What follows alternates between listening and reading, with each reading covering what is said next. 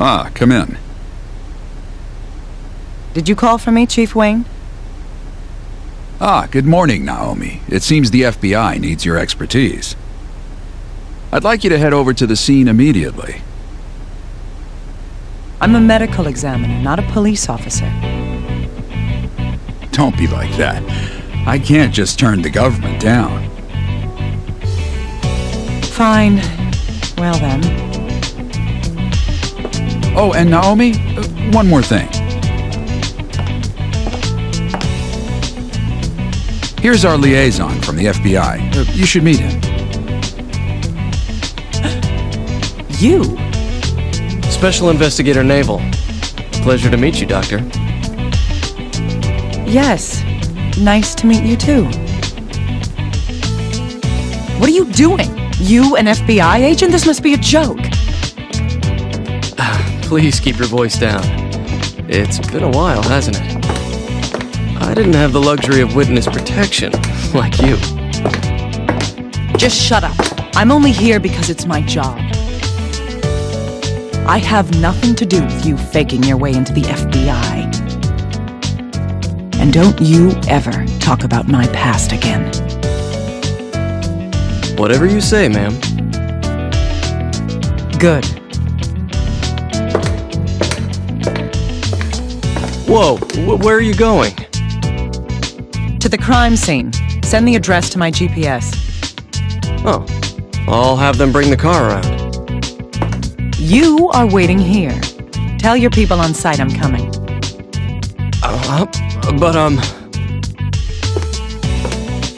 Nice tie there, little guy. Be a good boy and stay. Doctor!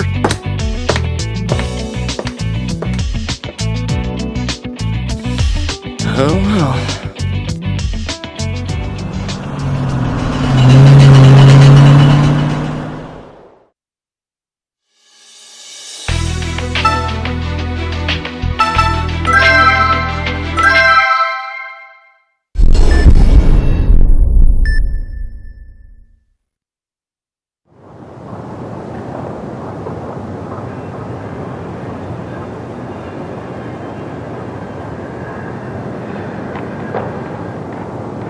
We've received word about you.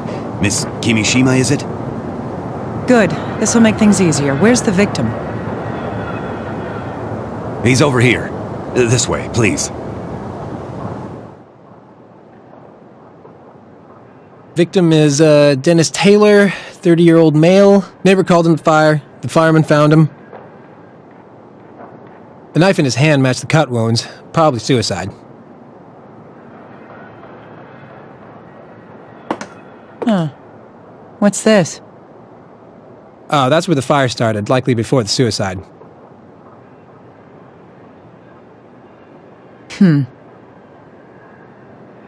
Miss Kimishima?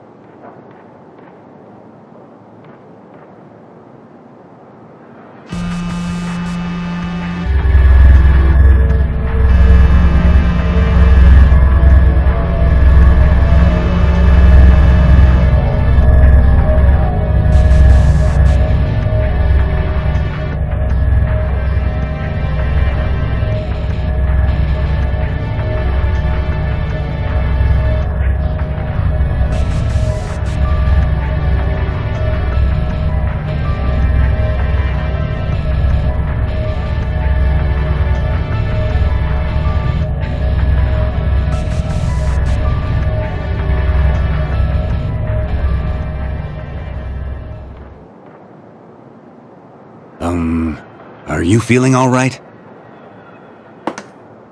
This was murder.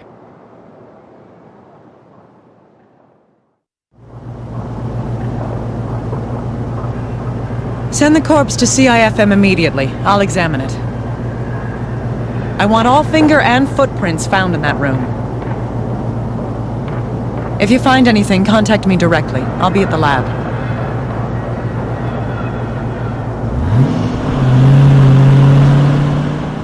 What was that about? Well, she does work at the forensic medicine laboratory. Supposedly, she solved a lot of cases for the FBI. The FBI? That's right. That means we need to keep out of this. Come on, hurry down to the car for the fingerprint powder. Oh, right away.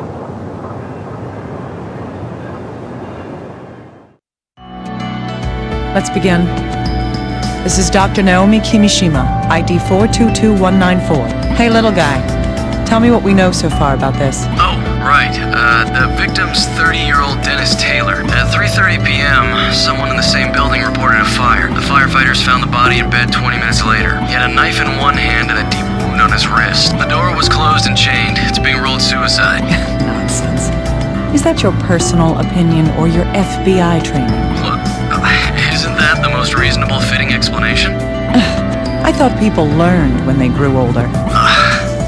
Doctor, what do you mean by that? Let's begin. Show me how this life's flame was snuffed out.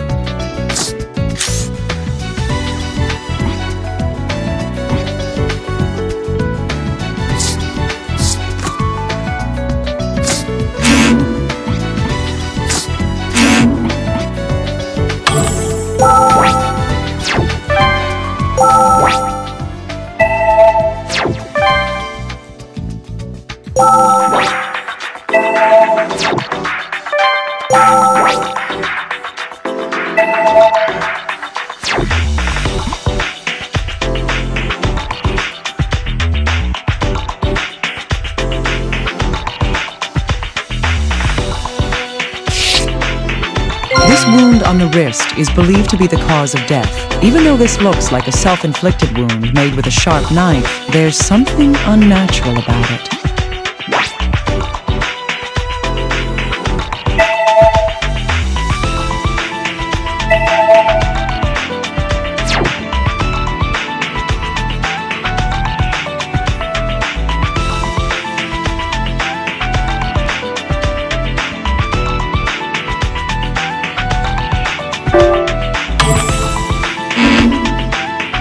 Concentrate.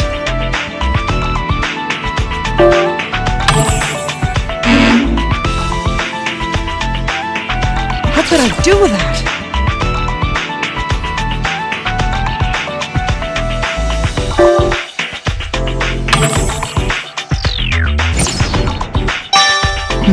That's right. There's only the one wound on the wrist. A single slash, deep enough to reach the artery. No matter who it is, pain is an immediate response to a cut. No one should be able to make a single cut this clean and deep without flinching. I can't say this is proof of homicide, but I can't ignore this incongruity.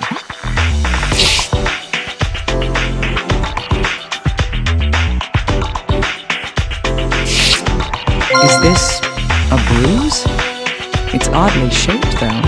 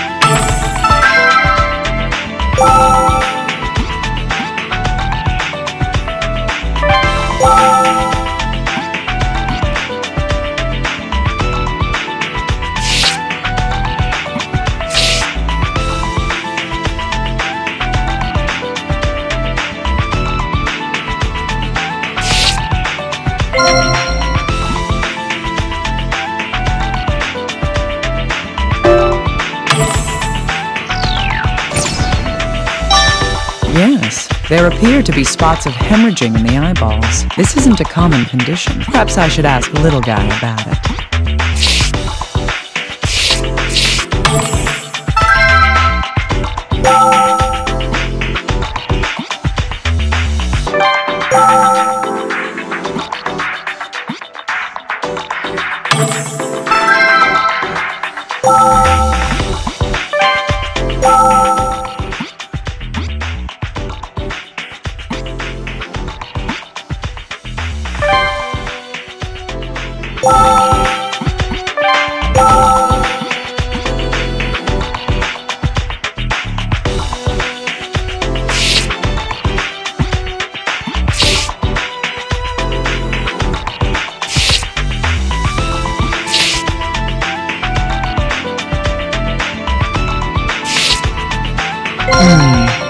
There's something odd about the index finger on the right hand.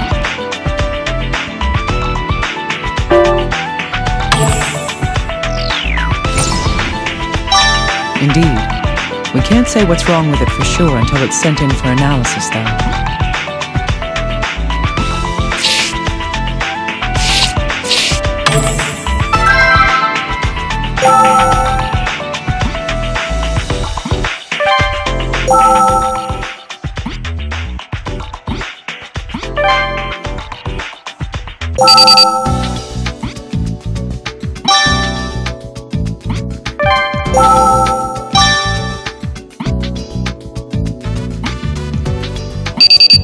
Dr. Kimishima, the results of the examination of the knife have come in. Let's see, the knife itself is a cheap common brand sold all over the country. It will be difficult to locate where the knife came from. The blood left on the blade matches the deceased's. Only his fingerprints were found on the handle as well. I see. At least one thing is clear now. That is...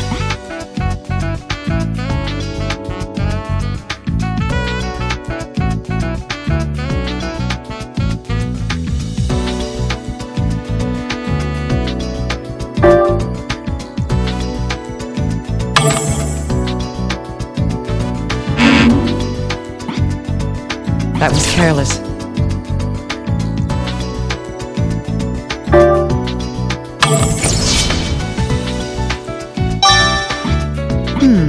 Yes, this knife is believed to have been used to slit the victim's wrist. Even then, we can't prove that unless we compare it to the wound.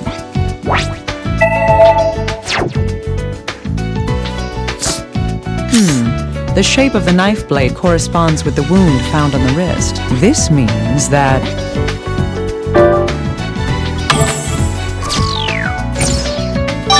Indeed. This appears to be an open and shut case. Then again, this all seems a little too convenient for me.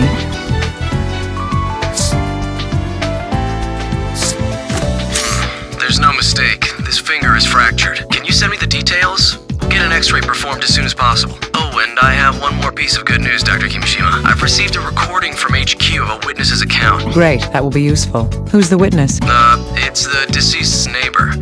We've asked her some questions about the day of the incident. Perfect timing. Maybe we'll be able to use her account to determine when the fire started.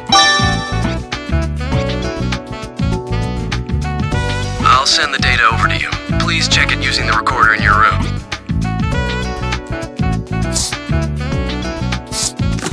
Hemorrhaging in the eyes, you say? It's a condition called petechia, caused by increased blood pressure and spasms in the blood vessels. It's commonly found as a sign of death by asphyxiation. Wait a second, that doesn't seem right. If I recall correctly, the victim...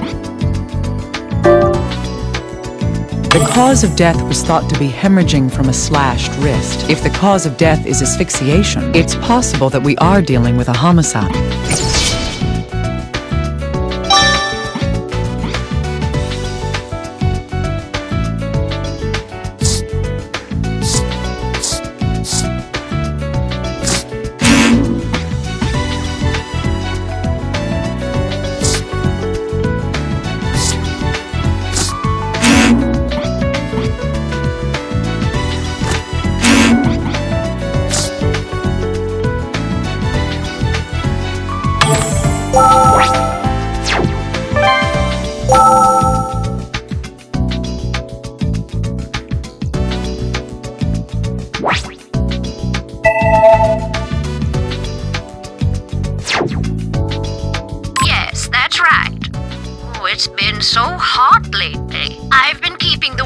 faces out into the street open because of the heat. That's how I could hear my neighbor so clearly. It was, let me think, around 3 in the afternoon? Yes, it must have been. I was watching Farewell Danny at the time. I heard this loud noise from my neighbor's room, and then the fire alarm started going off a little after that. A loud noise followed by the fire.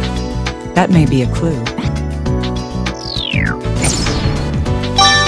The way she described it, the sound doesn't seem to have been something exploding. Could the noise have been made by someone in the room? Or something else?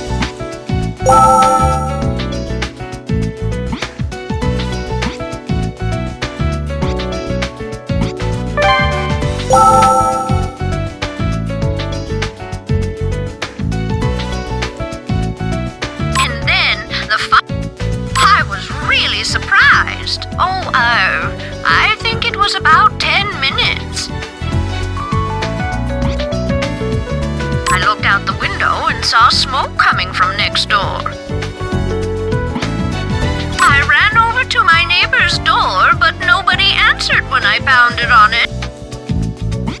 I ran over to my neighbor's door, but nobody answered when I ran. But I had to see if there was anyone in there, so I pulled on the door. It was chained from the inside, and no one answered me when I yelled. Yes, the fire truck came soon after that. A firefighter cut the chain on the door and went inside. My neighbor? No, it seems he lived alone. Oh, but I remember an electrician came at around noon. Oh, but Yes, I heard him talking outside the front door, so I don't think I could be mistaken.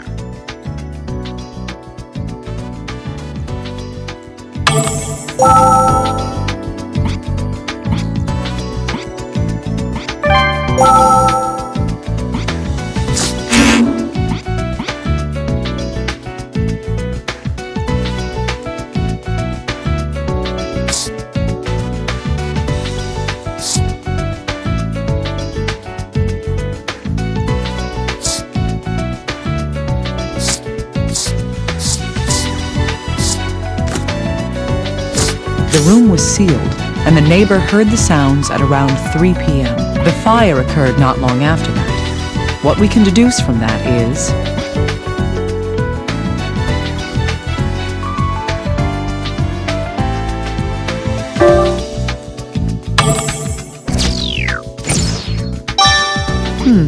That's right. At least, that's all we can determine using our current information. The deceased was alone at the time, so there's a good chance he made the noise. Still, we need more information to see if there was anyone else in the room when it happened.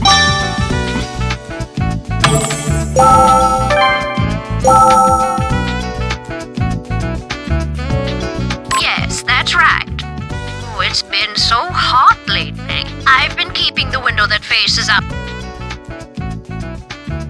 Yes, that's right. That's how I could hear my neighbor so clearly. It was, let me think, around 3 and...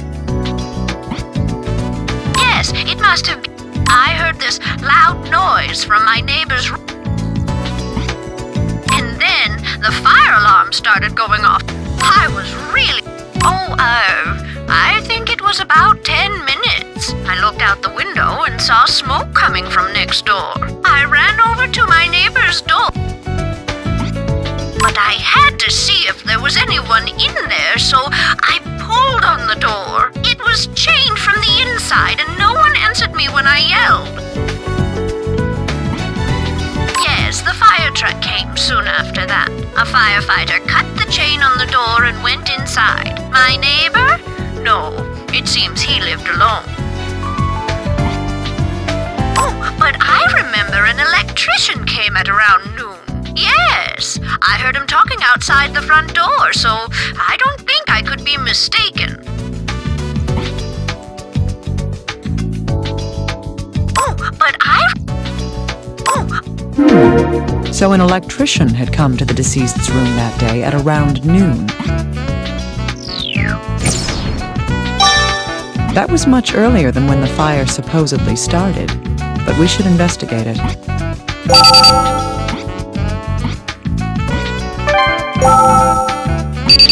Ah, little guy.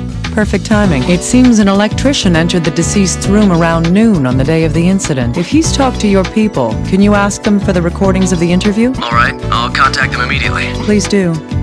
How's the analysis going? Well, regarding the fracture on the corpse's finger, the right index finger was fractured by an external force. It's rather odd. There are no signs of healing in the fractured area. No traces of healing. That would mean... That's right. Reactions to injury, like minute healing and hypodermic hemorrhaging, are vital reactions. They only occur while the body is still alive. Thus, if there were no vital reactions to this broken bone, the fracture happened, it must have occurred after the person was already dead. That would have to be the case. Oh, and to be clear, there's no way that the body was damaged during transport. We take the utmost precautions when moving bodies. Huh. I hadn't considered that until you brought it up. Still, I'll take your word for it. If his index finger was broken, using the hand would have caused a great deal of pain. With that in mind, he shouldn't have been able to use his right hand all that well.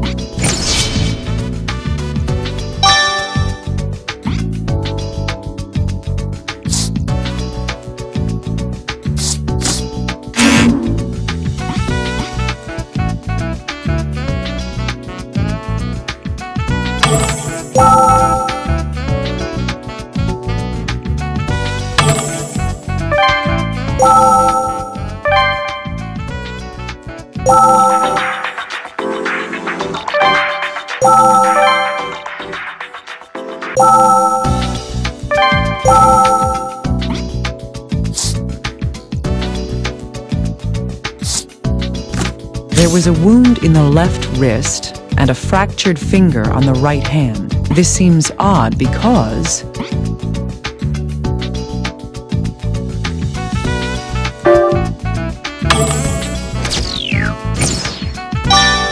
Yes, the deceased would have had to hold the knife in his injured hand to cut his left wrist. Then he would have had to cut deep enough to sever the artery, putting pressure on his broken finger. Even if he was right-handed, this situation just doesn't add up.